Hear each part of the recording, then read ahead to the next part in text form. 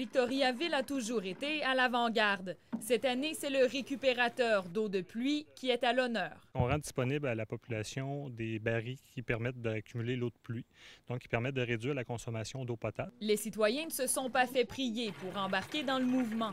On avait une petite cuvette qu'on récupérait l'eau de pluie, mais elle ne fournissait pas, c'était trop petit.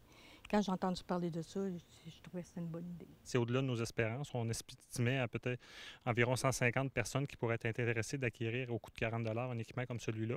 Présentement, on est rendu à 225 et on a une liste d'attente qui pourrait nous permettre d'atteindre jusqu'à 300 barils comme ça qui pourraient être vendus au cours de l'année. Chaque réservoir permet d'accumuler 200 litres d'eau.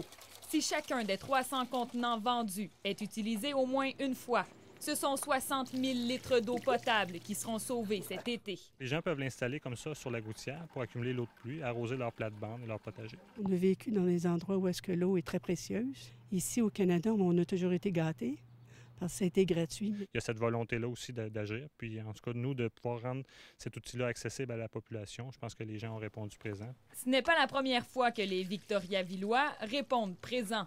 La récupération y est implantée depuis les années 80. Le compost depuis 1998.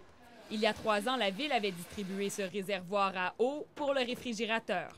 C'est important, puis ça coûte pas cher, puis c'est pas difficile, ça prend pas beaucoup d'efforts. Pas besoin d'attendre l'initiative de sa localité. La majorité des magasins grande surface vendent des récupérateurs d'eau de pluie. La seule différence, le prix. Audrey Ruel-Monceau, TVA Nouvelles, Victoriaville.